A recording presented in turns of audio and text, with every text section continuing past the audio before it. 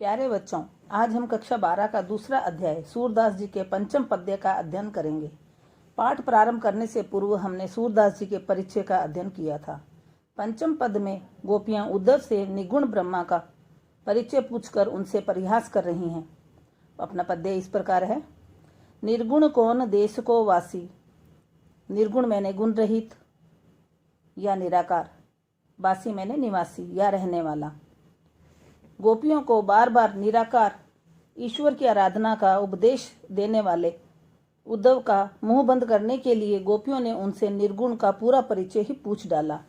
गोपियां उद्धव से कहती हैं, हे उद्धव, हमें आपका उपदेश स्वीकार है, इस निर्गुण से मन लगाने को तैयार हैं, परंतु उसका पूरा परिचय तो हमें बतलाइए। वह आपका निर्गुण किस देश का रहने वाला है? मधुकर हंसी समुझाए, सोह दे बूझती सांच न हासी। मधुकर मैंने भौरा, बूझती मैंने पूछती हैं, सांच मीन्स सच, हासी अर्थात हंसी। गोपियां कहती हैं, हे मधुकर, आप बुरा न मानो, हंस हंस कर बतलाओ, हम तुमसे हंसी नहीं कर रही। गोपियां कहती हैं, हम सचमुच ही उस निर्गुण से परिचित होना चाहती हैं। कौन है जनक, जननी कऊ कहियत, कौन नारी को दासी। गोपियां कहती हैं, बताओ उस निर्गुण का पिता कौन है, उसकी माता कौन है और उसकी पत्नी का क्या नाम है।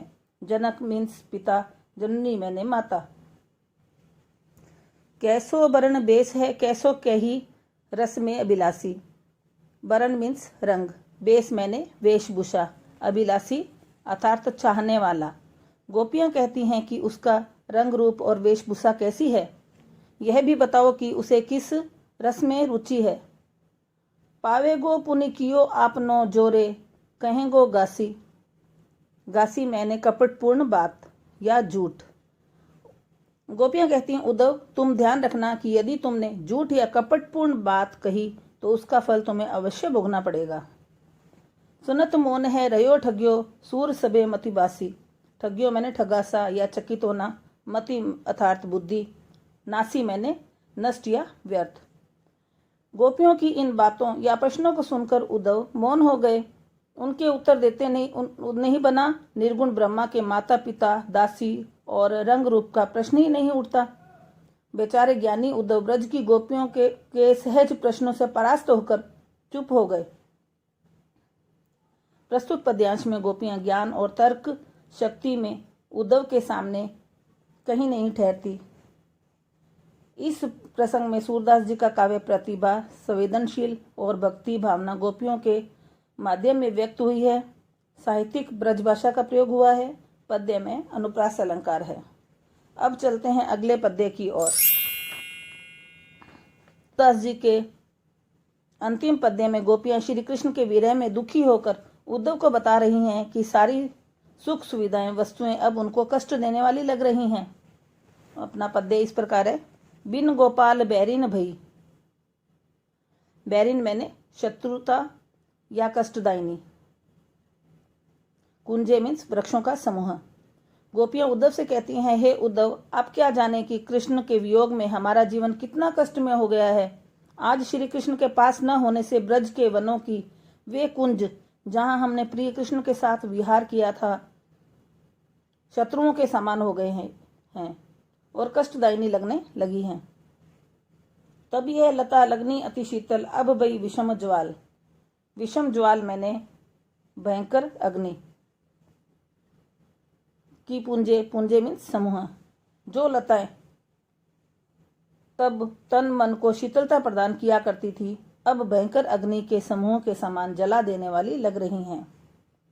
वृथा बहती जमुना खग बोलत, वृथा कमल फूले अति गुंजे। वृथा मीन्स व्यर्थ, खग मैंने पक्षी, वृथा मैंने व्यर्थ या बेकार, अली मैंने भंवरा, गुंजे मीन्स गुंजार करते हैं। कल तक शब्द में बहती यमुना, कलरव करते पक्षी, कमल पुष्पों का खिलना और पुष्पों पर भंवरों की गुंजार, यह सारे दृश्य हमें व्यर्थ प्रतीत हो रहे थे। इन्हें देखकर अब हमारा मन हर्षित नहीं होता, अब हम खुश नहीं होती हैं। पवने पानी गंसार संजीवनी, दधिसुत किरण भानु भई बूंजे। पानी मैंने पानी, घनसार मीन्स कपूर, संजीवनी बादल या जीवनदायिनी, दधी मीन्स चंद्रमा, दधीसुत चंद्रमा, भानुभई सूर्य होकर, वायु, जल, कपूर, बादल और चंद्रमा की किरणें ये सभी शीतलता प्रदान करने वाली वस्तुएं आज प्रचंड सूर्य के समान हमें जलाने वाली लग रही हैं। ए उदो कहियो माधव सो विरह कदन करी मारत लूंजे। माधव मैंने श्री कृष्ण, कदन मैंने मारकर या घोर कष्ट देकर, लूंजे अर्थात असक्त। हे उद्धव, आपसे हमारा अनुरोध है कि आप मथुरा जाकर श्री कृष्ण से कहना, उनके वियोग में हमें प्राणात्मक कष्ट देकर विकलांग सा बना दिया है। हम जीवित होकर भी मृत तुल्य हो गए हैं। सूरदास प्रभु को मग जोवत अखियां बई बरन ज्यों गुंजे। मग अर्थात मार्ग, जोवत मीन्स देखते हुए, बरन वर्ण या रंग, गुंजे गुंजा या रति, जिससे पहले सोना या रत्न तोले जाते थे उसे कहते हैं गुंजे। अंत में सूरदास द्वारा विश्लेषण करते हुए गोपियां कहती हैं कि उनके आगमन के पथ को एकटक देखते रहने के कारण हमारी आंखें गुंजा के समान लाल होकर दुख रही हैं। प्रस्तुत पद्य में गोपियों की वीर व्यथा का वर्णन हुआ है।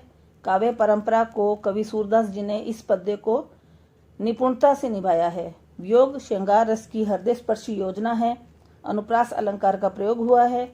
भाषा साहित्यिक ब्रज है। तो बच्चों, अपना सृजन पुस्तिका कक्षा 12 सूरदास जी का दूसरा अध्याय यहीं समाप्त होता है। अगले टॉपिक के साथ फिर मिलेंगे। जय हिंद।